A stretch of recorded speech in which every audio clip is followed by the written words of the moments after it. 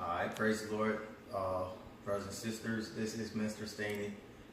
I'm going to start doing a series of Bible studies on YouTube. I felt compelled to do this because I feel like God's called me to teach and preach His Word, but I've been sort of stagnant. So it's time for me to pick up my cross.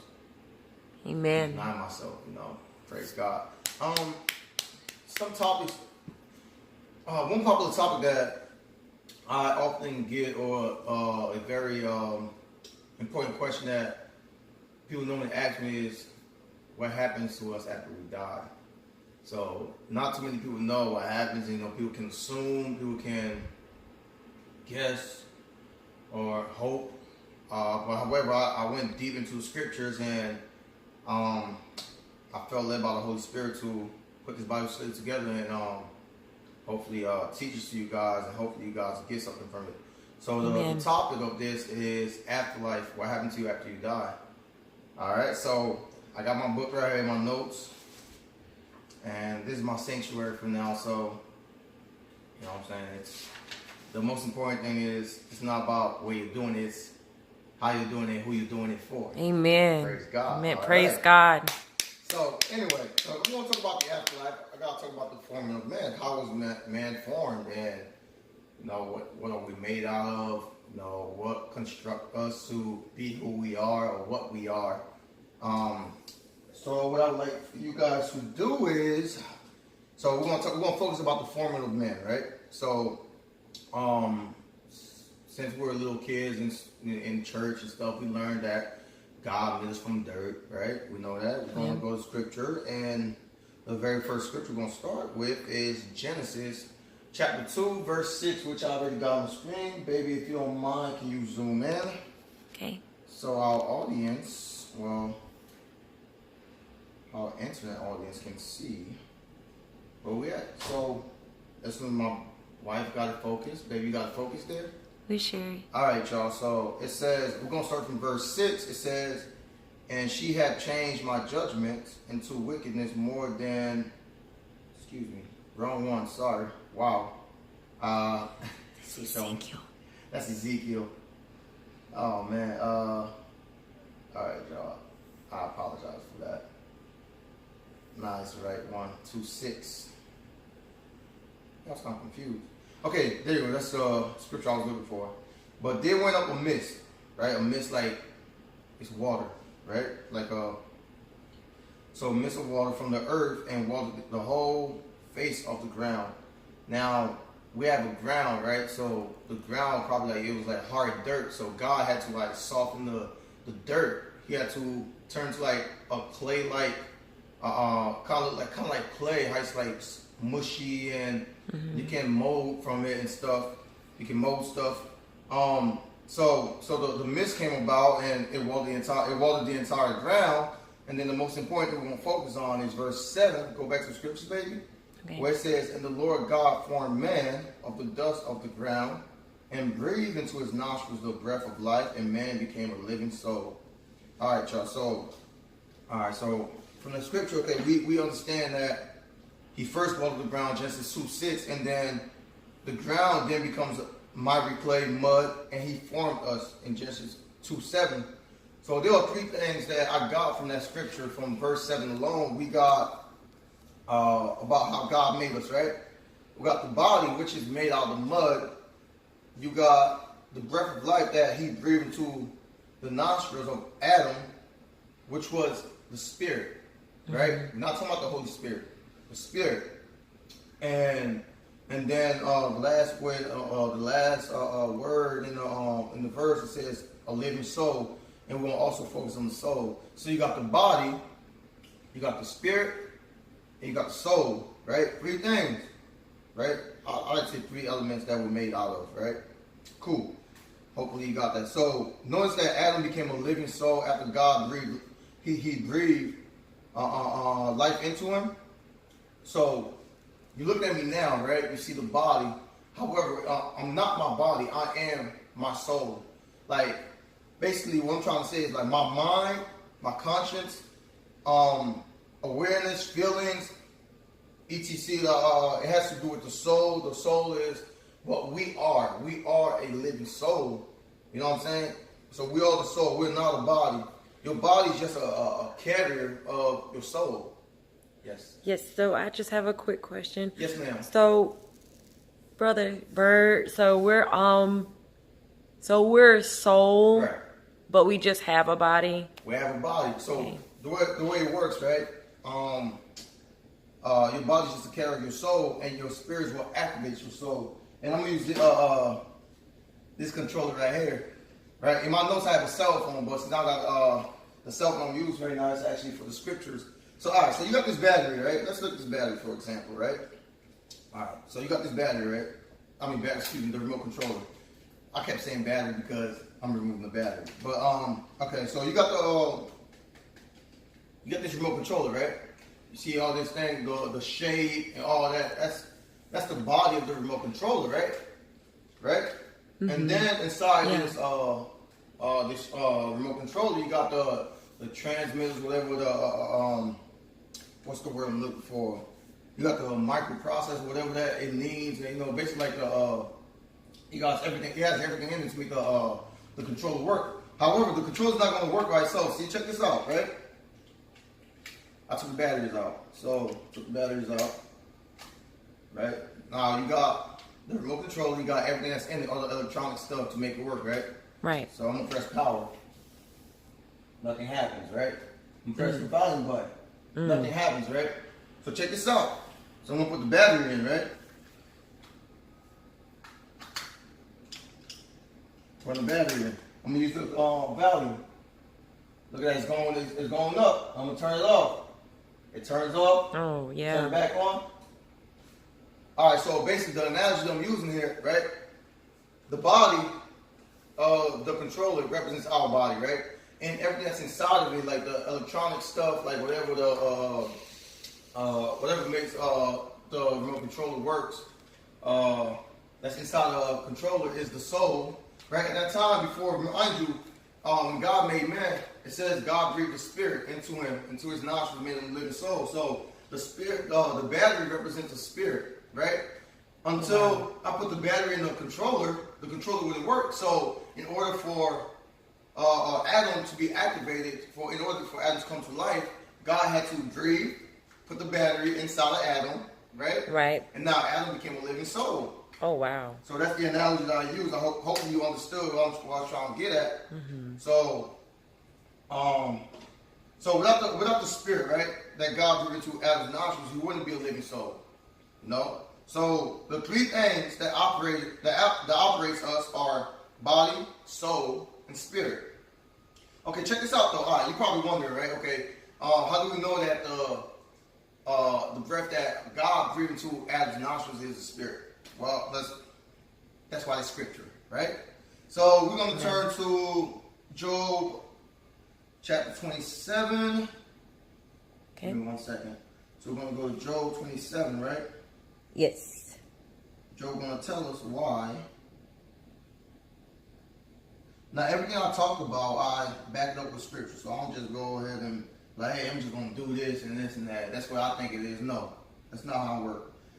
So, all right, so if you look at verse 3, baby, if you focus on verse 3, right? It's 27, Job 27:3. Oh, wow. Oh, y'all. My apologies. I'm so clumsy. no. All right, so I'm going to turn this back on. So, all right. It's coming. Patience is virtue. Right. Perfect. All right. So let's focus on verse 3. So we got Job 27:3, and check this out. So it says, all the while my breath is in me, and the spirit of God is in my nostrils. Right? Wow. Boom. All the while my breath is in me, and the spirit of God is in my nostrils. God breathed his breath into Adam's nostrils, and he became a living soul. Now I got more scriptures. If that wasn't good enough for you, let's go to Job 33, verse 4.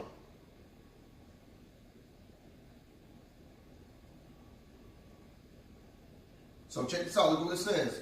The Spirit of God hath made me, and the breath of the Almighty hath given me life.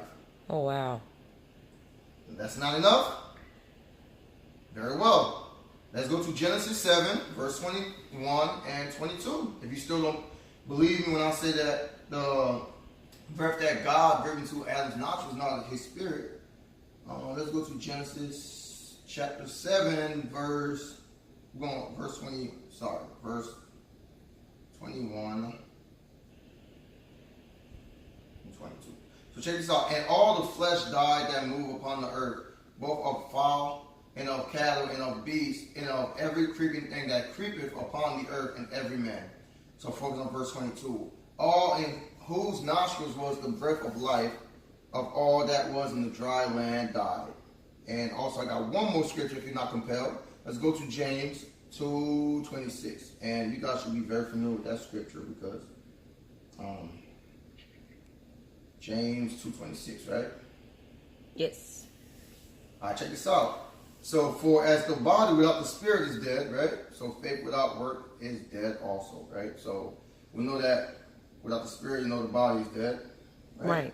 So, check this out. So, all right, so hopefully that you understand how God's breath was his spirit that he breathed into Adam's nostrils and made Adam become a living soul.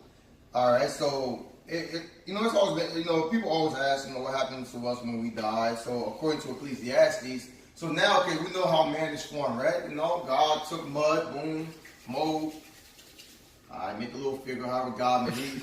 Picasso ain't got nothing on God, man. So God made you make a body and stuff. It's like, okay, now I got the body and stuff like that. And, okay, I got everything, all the organs and all the stuff. I got the mind in there, the brain in there. But if we're missing one thing, let me breathe my breath into him. Put that spirit into Adam, and he became a living soul. So, okay, now we know how man is formed, right? We got the body, spirit, and soul, right? All right, so, bam, perfect, right? Now we want to know, okay, now, yes, ma'am. So, Brother Bird, I have a question. Yes. Okay, so it's kind of like so as the body is without the spirit, it is dead. Right. So faith without works is dead. So basically, is it saying, Brother Bird, that if we don't we need faith in order to activate valid works for God? Faith is the foundation of our walk. Without faith, it is impossible to please God. Wow. Okay. It's impossible to please God. I'm telling you, that's another topic, though. Matter of fact, next time I do this, I'm going to focus on faith. Good question. Check this out though. So all right, so we know how man is formed. Boom. Okay, body, spirit, and soul. Okay, so what happens to those things after we die, right? So I believe in Ecclesiastes chapter 12, verse 7. This is what happens to the spirit, right? Mind you, don't get the spirit mixed up with the Holy Spirit, y'all. Please don't.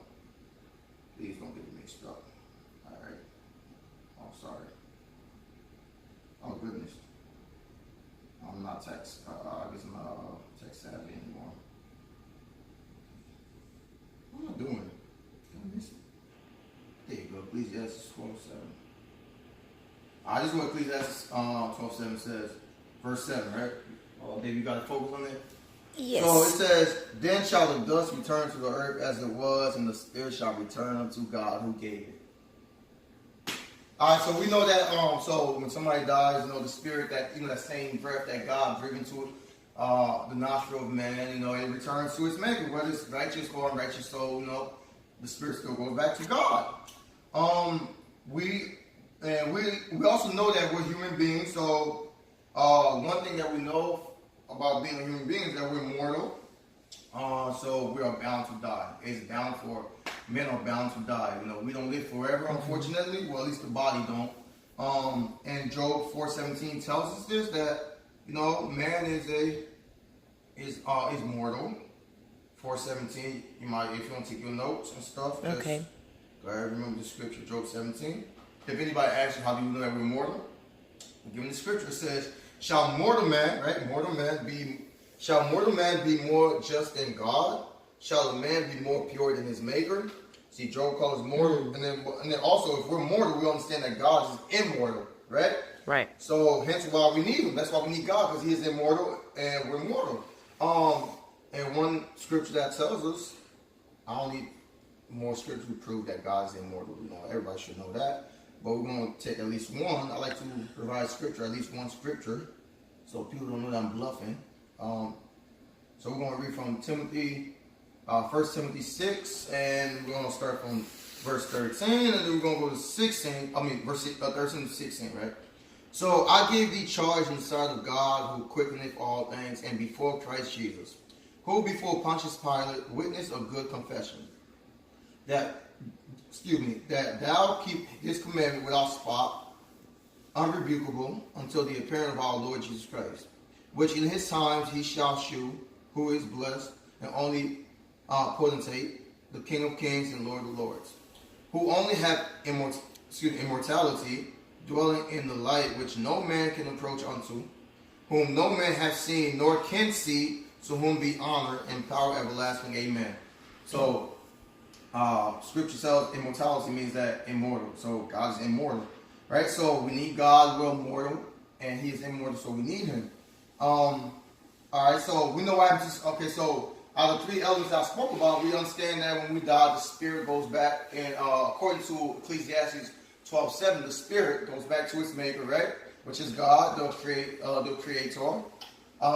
Okay, so now we know what happened to the spirit. So how about the body? You wonder what happened to the body. So the spirit left the body now, you know. So the body, right? Whether it is eaten by worm or cremated, the body returns to dust. And Job 17, you'll see me read from Job a few times from here, because Job was a very wise man and he knew a lot. You see, I don't think Job gets enough credit of being wise. He was full of wisdom. Mm-hmm. People often say that Solomon was wise, but they often forget about Job. Job was very wise, but he may not have been as wise as Solomon, but he was a very wise man. Yeah. Goodness. Oh, right, 13. All right, so let's read Job chapter 17, verse 13 through 16. All right, so that's what the word reads, right? If I wait, the grave is my house. The grave is my house. I have made my bed in darkness, right? In the darkness. I have said to corruption, thou art my father, to the worm, thou art my mother and my sister. And where is now my hope? As for my hope, who shall see it? It shall go down to the bars of the pit, when our rest together is in the dust. Okay, so and then I got some more scriptures in my notes. Psalm 146. We're going to go to Psalm 146. And we're going to go to 46:4, right? I'm only doing this hoping that y'all can learn something. You know, I'm not trying to be famous. So, you know, I know you probably laugh at my little pulpit and stuff, but it's okay, you know? As long as your heart right, bro. Right, I'm only doing it for the Lord, right? Amen. All right, so I got these glasses on. All right, so Psalm 146 says this, right? His breath goeth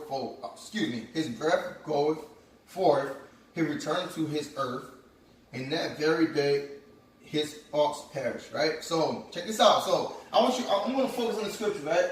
Baby, go back on that scripture real quick, right? Mm-hmm. Focus on that scripture real quick, right? So we notice that in the end, right? No. Okay, so let's focus on that scripture. It says his breath, right? Go forth. So we know that his breath, right, go forth. Remember the 3 things that we talked about? Mm-hmm. So his spirit, right? So the spirit goes forth, and then the soul departs the body, right? Right. He returns to his earth, which is the body returned to dust, and that very day his thoughts perish. Now, so as soon as he died, right? So as soon as he died, his body returned to dust, whatever this and that. Like, you know, we know when somebody dies, you know, he get buried and stuff like this. The worm eat it, and then if they burn, whatever. However, God, regardless of what happens to the body, God knows where everything's at, molecule, whatever, cell, you know, where everything goes. Mm-hmm. Anyway, but also in that same scripture, we notice at the end it says his thought perish, right? The word perish means dead, like it dies, right? So check this out though. So in the end, right, of Psalm 146, it says, verse 4, it says, in that very day his thought perished. Why? Check this out though, and I've been asked this before. Hey, when we die, are we going to remember anything? Are we going to remember each other and this and that? Are we going to remember everything we did on earth? Now, don't get me wrong, like, in the time of Judgment Day, you know, God's going to bring everything to remembrance, right? But however, as you, Well, I'm assuming this from that scripture. When you as you wait, as your body's asleep and stuff, like your soul is either in hell or heaven. Here's why. Okay, check this out. So I'm going a little bit ahead now. So in the end, it says in that very day his thought perished. Why? Why is that? Because when you die, you don't know anything. Don't crucify me yet. When you die, you don't know anything. Here's why. Check this out. Ecclesiastes chapter 9 verse 5. Just watch what Ecclesiastes says. Before you guys crucify me. Remember, everything I do, I'm going to provide scripture, right? Verse 5. And we're also going to read verse 6, right? For the living know that they shall die. That's true. I know that this is the day that I'm going to die. My wife knows that this is the day she's going to die. And you watching know that this is the day that you're going to die, right? But the dead know not anything, right? It says the dead, right? The dead know not anything. Neither have they any more a reward, for the memory of them is forgotten. So your memory is forgotten. It's gone. Like your thought perish. That's what it says in the scripture before that. It says in Psalm 146, it says your thought perish. Right? His thought perish. And this scripture also says that the memory of them is forgotten. It's forgotten. You don't remember anything. Also, and let's look at verse 6. It says also their love. Baby, I love you. I love you. But when I die, I'm just going to focus on my Savior. Like, I'm sorry. I'm not going to remember you. I'm sorry. So, and check this out. Look what verse 6 says, right? Also their love and their hatred and their envy is now perished. Everything is gone. Neither have they any more a portion forever in anything that is done under the sun. I'm telling y'all. I'm not making this up. This scripture, right? So, and also, so if the thought perish, right? Yes, ma'am.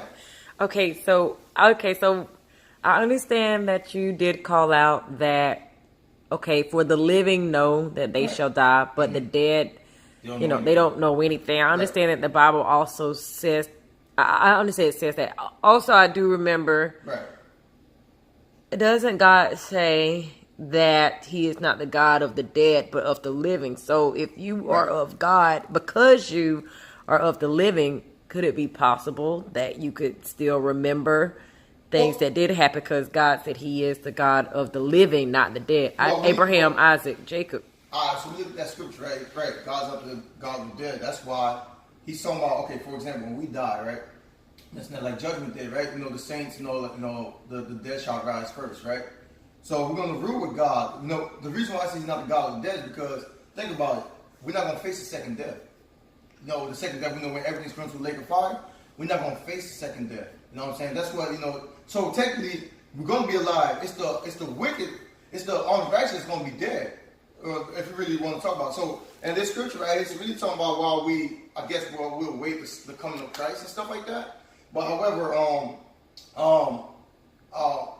God's not the God of the dead, basically, based on us not having to deal with the second death. We're not going to be thrown to the lake of fire. However, the unrighteous are going to be thrown in, unfortunately. So I guess it's the what's the word I'm looking for?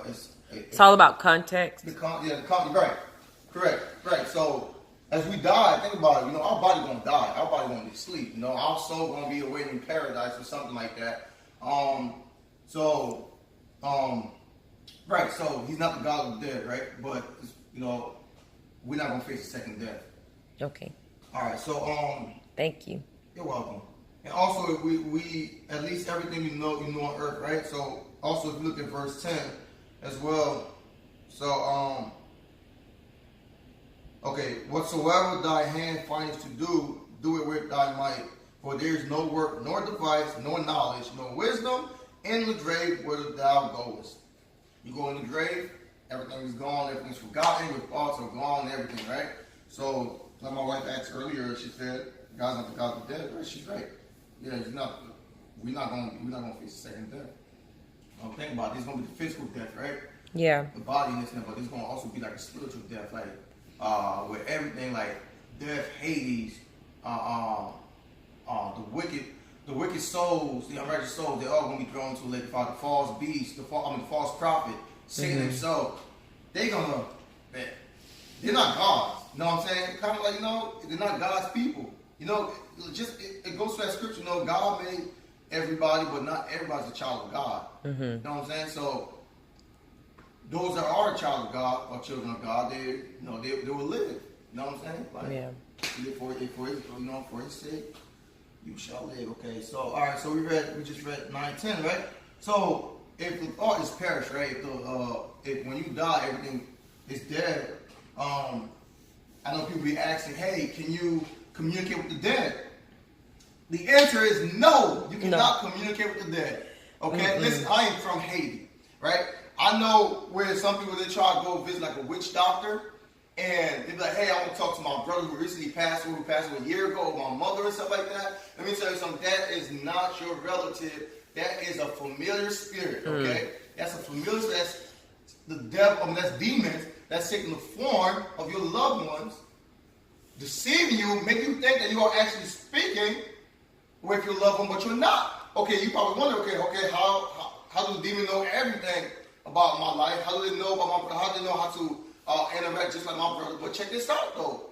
Did you know that demons supervise you night and day? Don't you know that 24/7 they are near you? They are trying to, like, that's what, for example, I'm here right now, right? I'm here with my wife and this and that, and we're not alone. I'm not going to lie to you. We're not alone. We can't see them, but they're around. They watch us. They know our every move. Trust me. If you don't think they got nothing better to do. They're just waiting for their time to be thrown to the lake of fire. They're going to try to take as many souls as they can, you know. And that's why they monitor everything we do. So they know, trust me, they know yourself as well as you know yourself. They know your relatives as well as they know their relatives. You know their relatives as well as they know themselves. Well, you probably wonder, is like, for those of you that know the Bible, probably was like, well, guess what? Did Samuel come back from the dead? Check this out, though. Yes, Samuel did come back from the dead. No, it was a familiar spirit. Sometimes God allows things to happen for a certain situation and for certain people. God had to prove to Saul. He had to let Saul know. He allowed Samuel to come back to life and let Saul know, hey, my man, tomorrow you're going to die. You're going to die. You and your son Jonathan are going to die. And why did you? Notice that I'm going to paraphrase it. So he was mad that he woke him up from his sleep. His body was sleeping and this and that. So he sent a witch. He went to a witch trying to wake up Samuel's soul so he could talk to Samuel. That's why Samuel was disturbed. And I know the witch was probably scared too, because the witch knew it was a real deal. It was a familiar spirit. It was a demon. It wasn't a demon. It was actual Samuel. And sometimes God allowed, certain things to happen for a certain situation or for certain people or person. God had to let Samuel know that tomorrow around this hour you are going to die in battle, you and your son Jonathan, and you're going to lose the war. So God allowed it to happen. Just like God can do anything he wants. He can override any rules that he has. For example, the thief on the cross. People often use that as a scripture of, hey, if God can do it for the thief on the cross, how do you know he was on his deathbed? Well, check this out. Jesus right there. And if you want to, because he was right there, and he told the thief, you're going to be with me in paradise. So he can do that. So just like when they're trying to trick Jesus about the Sabbath. He said he's the Lord of the Sabbath. He can override the 10 Commandments if he wants to. That's Jesus. So God allowed Samuel to come back to life. That was not familiar spirit. So all you little Bible, all of you who knows the Bible, probably thinking of that. Hopefully that answers your questions. So so you cannot communicate with the dead. And Ecclesiastes 9:6 6 says it. It says that I'm gonna go back to it and just get you forgot. Also the love and the hatred and the envy is now perished. Perish means dead. Neither have they any more portion. A portion forever in anything that is done under the sun. And also I got another verse in scripture for y'all. Job 14, 12. I told you I'm gonna be going to Job a lot. You got Job 14 verse 12 and through 14. 14. Okay. 12, 14. Alright, let me make sure I got the right one. No, that's Job chapter 12. Alright, trying to get it old. Okay. I know my wife is probably yawning right now and baby trying to kick her butt. Alright, so check this out. So verse 12 says, so man lieth and riseth not, till the heavens be no more, they shall not awake, nor be raised out of their sleep. Did I make this up? Scripture right there says that so man lieth down and riseth not. Right? Right. Till the heavens be no more, they shall not awake, nor be raised out of their sleep. So how can you tell me that? How can you call me a liar or a false teacher saying that you cannot talk to your loved ones when Scripture itself says it? You cannot awaken your loved ones and speak to them. That is a lie from Satan. That's Satan's demons. That's playing with your mind. It's not true. That's not your relative. That's not your loved one. It's not your friend or this and that. Those are the demons that you're talking to. So check this out. So man, I'm gonna read one more time. So man lies down and riseth not, till the heavens be no more. They shall not awake, nor be raised out of their sleep. And we'll continue reading from there. Verse 13. Oh, that thou wouldest hide me in the grave, that thou wouldest keep me secret until thy wrath be past, that thou wouldest appoint me a set time and remember me. Verse 14. If a man die, shall he live again? All the days of my appointed time will I wait till my change come. The soul is no. I'm telling you, y'all. If you go into those witch doctors, or you go to a meeting, whatever you want to call them, Psychic. Going to a psychic. Witchcraft. You are being deceived. Stop. You are setting yourself up for failure. It's not good. You are idolizing this witchcraft nonsense. And I'll tell you, witchcraft is real. Sorcery, yeah. Sorcery is real, yes ma'am. And also in Psalm 146:4, it says that the thought perishes, right? Boom. So how can you communicate with your loved ones? How can they talk to you when their thought is no longer active? Like it's gone. So let's say if you were to wake them up, you try to talk to them, they're gonna look at you. Who are you? You ever met somebody that's been like brain damage and stuff? You try to talk to them, they don't remember. They don't remember from Alzheimer's. No, what's the word that you sellers use? A liquor can, a can of beans. Can of beans. They're not gonna remember anything. So if they were to be awakened, because once they die, they forget everything. All right. So no, you're not talking to a relative. You are talking to Satan. You are talking to demons. Okay. All right. Cool. So you can't communicate, and all right. Even though your body, right? Even though your body returns to dust, it is still considered sleeping, right? Job 17:13, we read that before. If you remember, we're going to go to John 11. Verse 11, it talks about, if you're familiar about the story of Lazarus, right? Yes. Watch what Jesus says. Watch this. 11. And we're going to go all the way to verse 14. Excuse me. All right, so baby, focus on us. Okay, you're here. Cool, perfect. Love you. Love you too. These things said he, and after that he saith unto them, our friend Lazarus sleepeth. But I go that I may awake him out of sleep. Then said his disciples, Lord, if he sleep, he shall do well. So they think that Lazarus just, taking that, sleeping and stuff like that. But little did they know that. Watch this. All right. Howbeit Jesus spake of his death, but they thought that he had spoken of taking of rest and sleep. Right? So, hold on. I said 14, right? Mm-hmm. Then Jesus said unto them plainly, Lazarus is dead. Sleeping. That sleep, he was dead, he was sleeping. Right? And then also Job 14, chapter 14, verse 5, we're going to maneuver back and forth with Job. Job was a wise man. Y'all want to put some respect on Job's name. Y'all sleeping on Job, man. Job was wise too. That was a wise man. Because when you all know Job is wise, check this out. His wife told him, hey, why don't you curse God and die? Job knew better to listen to his wife. You know what I'm saying? If you don't got no wisdom, he probably would have done so. Ahab ain't got no wisdom. Look what happened to him. She ran the house. You know what I'm saying? Job 14, verse 5. We're going to go through all the way to 14, right? Okay, so verse 5. Seeing his days are determined, the number of his months are with thee. Thou hast appointed his bounds, that he cannot pass. Turn from him, that he may rest. So he shall accomplish as an hireling his day. For there is hope of a tree, if it be cut down, that it will sprout again, and that the tender branch thereof will not cease. Though the root thereof wax old in the earth, and the stock thereof die in the ground, yet though the scent of water it will bud, and bring forth bulbs like a plant. But man dieth and wasteth away. Yea, man giveth up the ghost. And what is he? As the waters fell from the sea, and the flood decayeth and drieth up, so man lieth down and riseth not. So the heavens be no more, they shall not awake, nor be raised out of sleep. We read that a couple minutes ago. Oh, that thou wouldest hide me in the grave. And so we know that scripture, right? So boom. We know that it's sleeping, the body's sleeping, this and that. And right, so alright, so we know what happens to the spirit.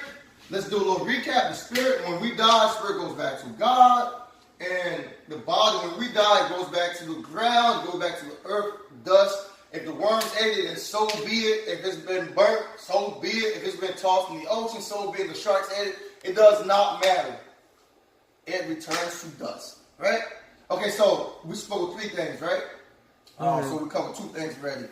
Now let's focus on the soul. Now you wonder, what happened to the soul? Okay, we know what happened to the spirit. Spirit goes back to God because that was his breath to begin with. Body goes back to the ground. Now let's see what happened to the soul. Let's go to Ezekiel chapter 18, verse 20.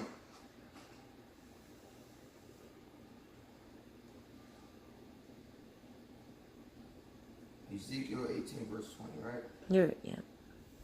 All right. The soul that sinneth, it shall die. Right? The son shall not bear the iniquity of the father, neither shall the father bear the iniquity of the son. The righteousness of the wretch shall be upon him, and the wickedness of the wicked shall be upon him.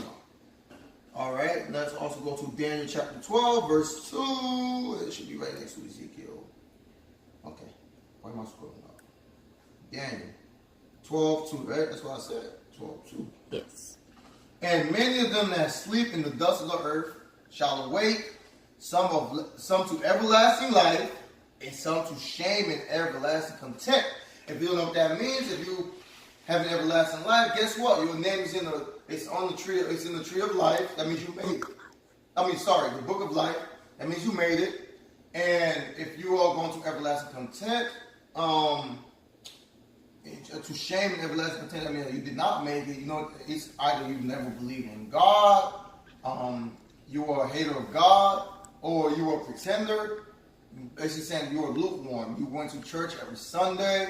You praise God. You are a musician. You preach the word, but you are living a sinful lifestyle. You are lukewarm. You are neither hot or cold. Yes, ma'am. Is that kind of like a double life? Yes, a double life. A double-minded man is unstable in all his ways. Yes, when you live a double life, or there's people that actually literally go to church.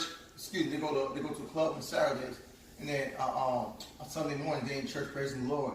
There's some people that they call themselves Christian. I'm not judging here. That's what the word says, right? I can judge righteously. You know what I'm saying? Like, so what they will do is, they're like, hey, I'm a Christian, but I cuss. No, unacceptable, because James 3:10 says that you are not to curse. You shouldn't be cursing and blessing your brother at the same time. It shouldn't come out the same mouth. No, it's either gonna be someone who curses or someone who blesses. You can't do them both. No, it's not gonna happen, because God's gonna spew you out like lukewarm. You know what that means? That means you're going to hell. Okay. I can't make it any nicer than that. Can you touch on kind of like how I really feel like pornography is a really hard topic right now, because so many people are battling. Okay. I mean, even people that's professing Christians are battling this. What pornography is, how. Now pick back up with explain pornography. All right. So this is a new video. Yes. Okay. So with pornography it's a big time killer. It really kills spiritually. The reason why, there's so many reasons why you shouldn't do pornography. I'm gonna tell you why. Especially if you're in a relationship or you're married and stuff like that. It's gonna mess up with your mind. Now your wife is gonna be in competition, right? Of feelings. Like it's gonna be you're gonna, in your mind, when you're doing pornography, you're gonna say, hey, I wonder if my wife can do.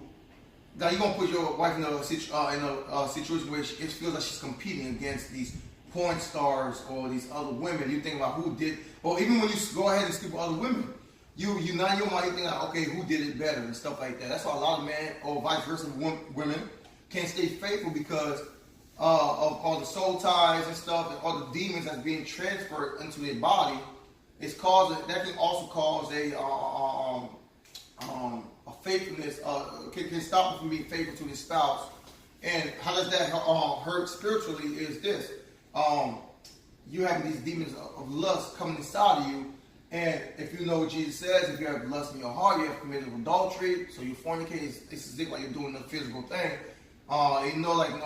First Corinthians 6:9 says that people like that, I'm gonna paraphrase, and it goes on and on. Will not inherit the kingdom of God. So if you are someone who lusts after other people, and then you will not inherit the kingdom of God unless you come into true repentance and turn away from it. Okay, so I want to get too sidetracked. So yeah. So anyway, John chapter 5 verse 28.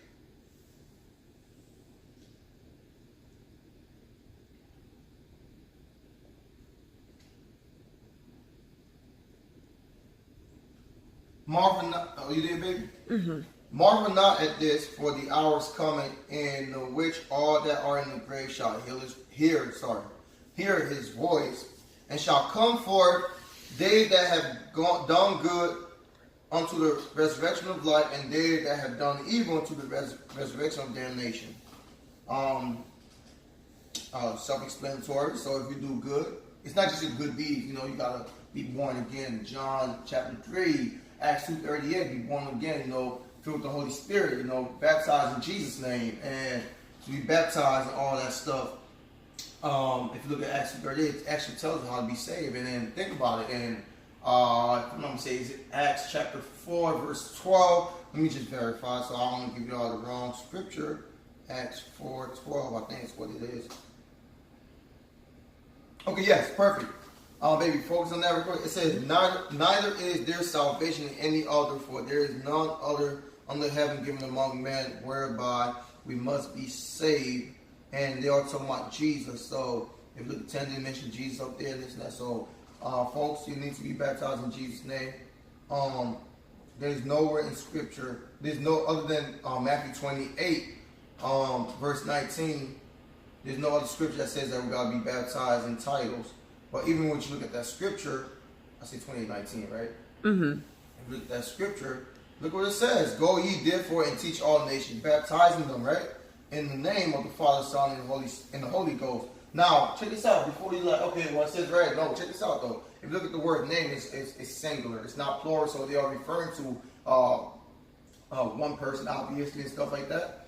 So, the Father, Son, and Holy Spirit, the name of the Father, Son, and Holy Spirit. If you look at if you go back to Acts 4:12, it says there's no other name that we shall be saved. And it also said that baptizing in that name, that specific name. Think about it. The apostles were baptized in Jesus' name. So who are we to do it in a different manner, in a different way? You know what I'm saying? It's when the church started in the book of Acts, everybody, they were baptized. Matter of fact, people were being rebaptized. People that were baptized in John's baptism were being rebaptized in Jesus' name. You know what I'm saying? God told them to baptize in the name of the Father, Son, and Holy Spirit. You can learn a lot from that scripture alone, to be honest with you. The name itself is singular. It's referring to one person. So if it's referring to one person, why is that the apostles were baptized only in Jesus' name? There's nowhere in the book of Acts where it shows the apostles baptized in any other way. So it is imperative, it is important to be baptized in Jesus' name, because Acts 2:38, they baptized in Jesus' name. And anywhere in Acts, they were baptized in Jesus' name. But anyway, I want to get sidetracked again. Let's go to Luke. You guys are very familiar with this story, so let's talk a little bit about hell. So we're talking about righteousness, righteous souls, and unrighteous souls. Let's go to Luke chapter 16, verse 22. Goodness, chapter, wait, Luke 6. Oh no, okay, 16:22. All right, so check this out. So we're talking about souls there, right? Let's talk a little bit about hell, what you should be. So your soul will either go to hell or paradise.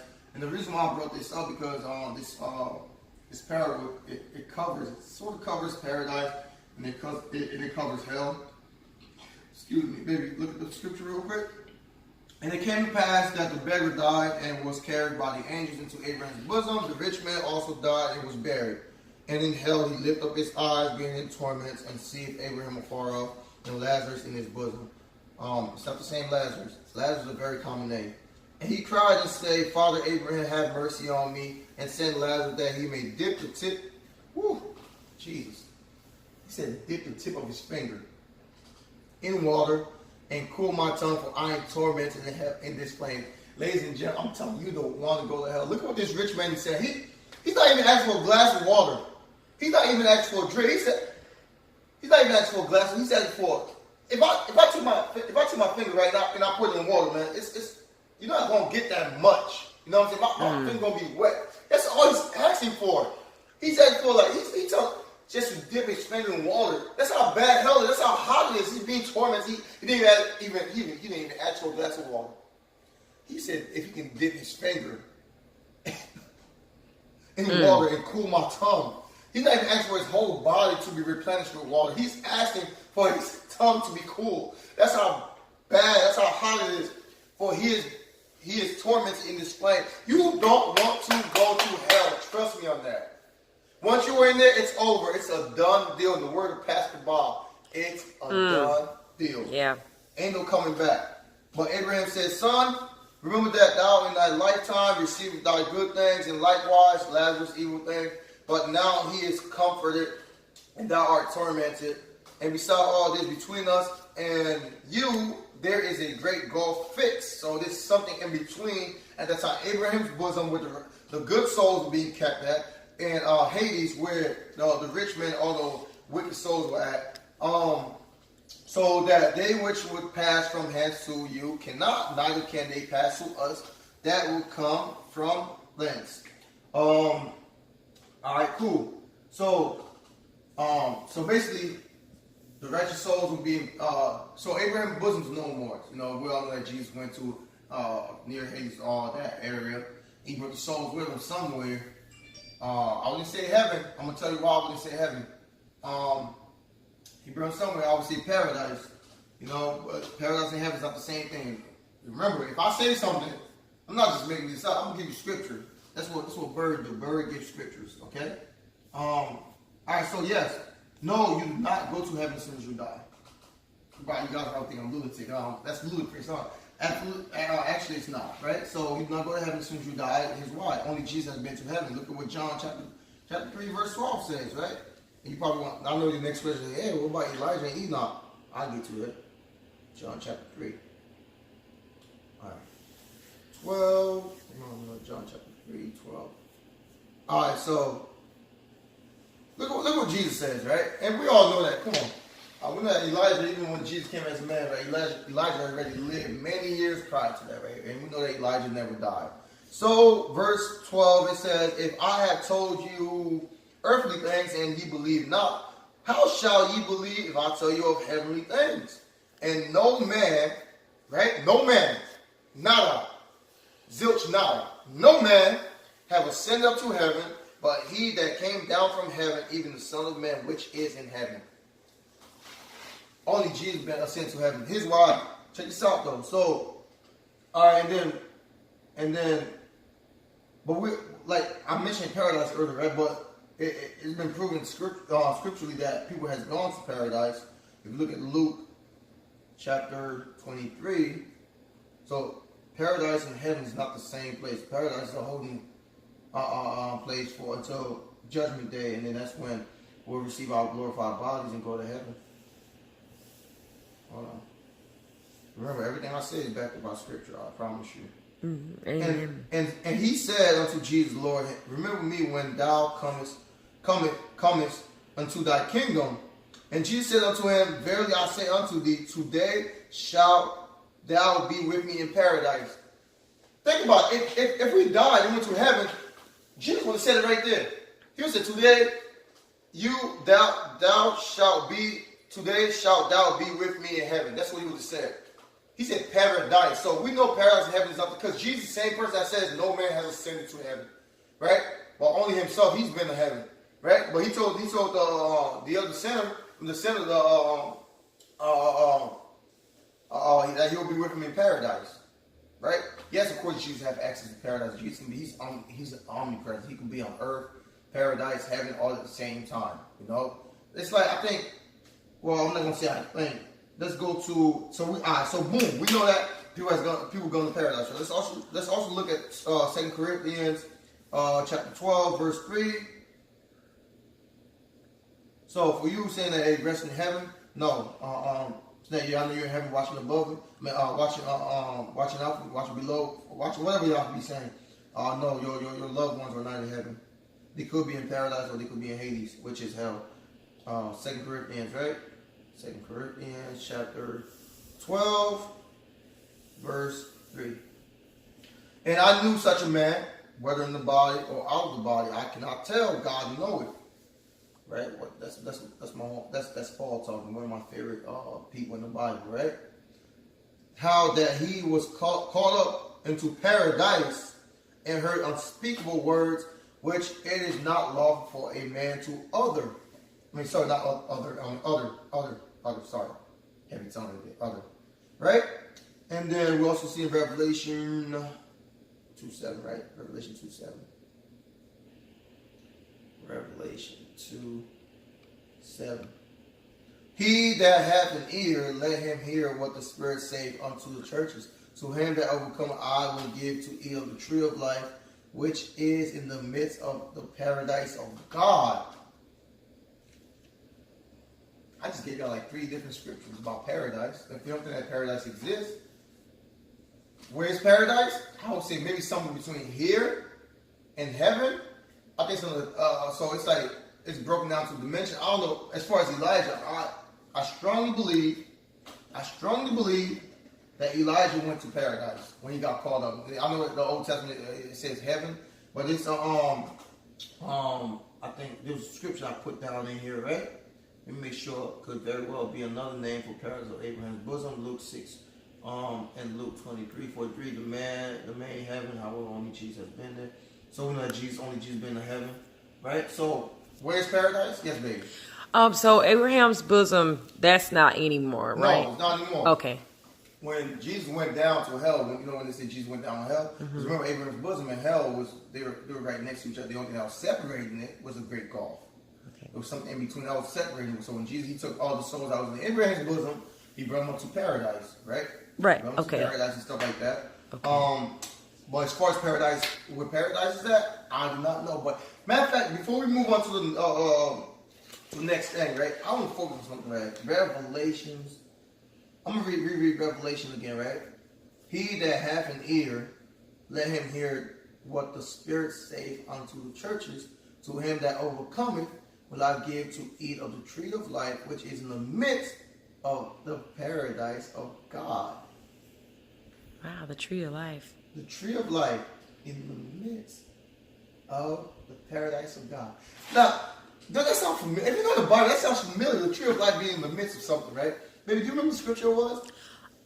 Genesis. Pay attention, y'all. Genesis. 2. Was it 2? I believe so. Was it 2:14? I think. No. Wait, it's Genesis 2 something. Eden, out of the gardens. Hold up now. The tree of life right there, you skipped it. It's up. Go up. The tree of life, 9. Verse 9. Right. Okay, so Genesis 2:9, right? You guys remember Revelation, right? Boom. Look what this says. And out of the ground made the Lord God. And out of the ground made the Lord God to grow every tree that is pleasant to the sight and good for food. The tree of life also in the midst of the garden. Wow. And the tree of knowledge of good and evil. So could it be that paradise is the garden of Eden? How can the tree of life be in the midst of both of them? Yeah. Wow. I'm just saying. Yeah. I mean, is the garden of Eden still where it's at on earth? Maybe not. Maybe God lifted up somewhere in between heaven and earth. I mean, why wouldn't the Garden of Eden be paradise? Think about it, right? Wow. So God created man to live forever, right? Initially, right? And everything was good. No man, we were coexisting with the animals. No, there was no death, no pain, no nothing like that, right? Everybody was living good, right? Yeah. That sounds like paradise to me, because even like the unbelievers, when they talk about utopia is like a paradise for them, and there's nothing wrong with utopia. So could it be that paradise is the Garden of Eden? baby. Yes, baby. I was just gonna add on to that. It's crazy that was found and that's been even like revealed, because there's even a gospel song that's called "Back to Eden." Back to Eden. So could it be? Could it be? Something to ponder on. Yeah. I'm just saying, y'all. Revelation says that the tree of life is in the midst of the paradise of God, right? Yeah. But Jesus says that the tree of life is in the midst of the Garden of Eden. Put 1 + 1 is 2. Wow. 4. Wow. I'm just saying. That's self-explanatory right here. I'm just saying. Like, I may be wrong, but I'm 100% sure I'm right. You may think that I'm wrong, but I think I'm right.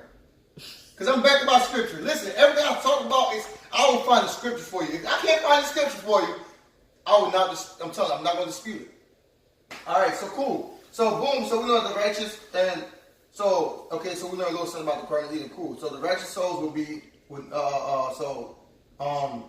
the righteous souls will reign with Christ, right? Revelations. So yes, the righteous souls, they'll be called. I'm missing something. Hold on a second. I gotta look at my notes, y'all. Thessalonians, where are you? Thessalonians. Hold on, no, I'm looking for my scripture that I got down. And the screen went out. No, hold on. Yeah, that's fine. Okay. Okay, there it is. So, the dead in Christ shall rise first, right? So I don't want to get too carried away. So Thessalonians, First Thessalonians says this before I can go to the next topic.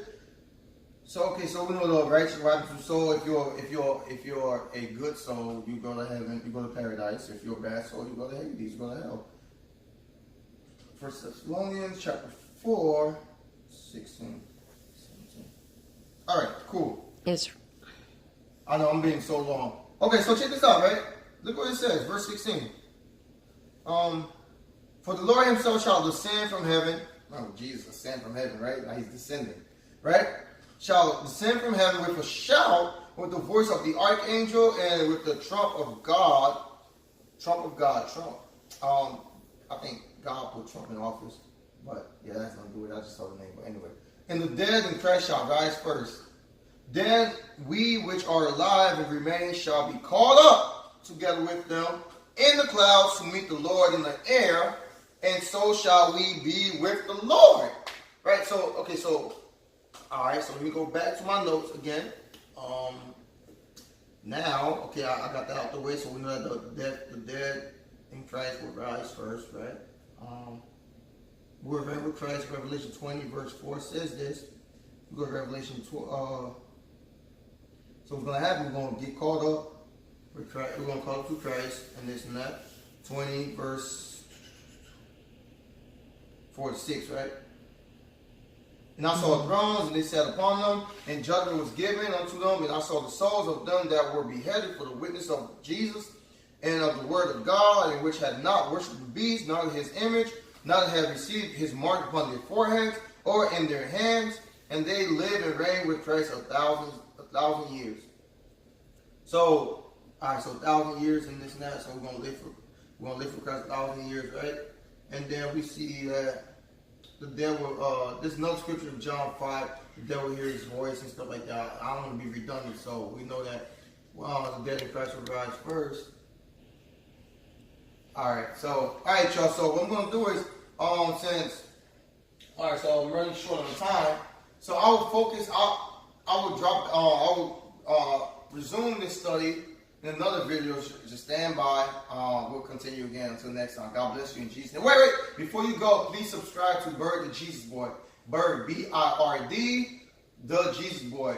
TheJesusBoy. Subscribe. I'll be putting more videos up, and this will be another portion of my ministry. So yes, please do subscribe to my channel. God bless you in Jesus' name. Amen.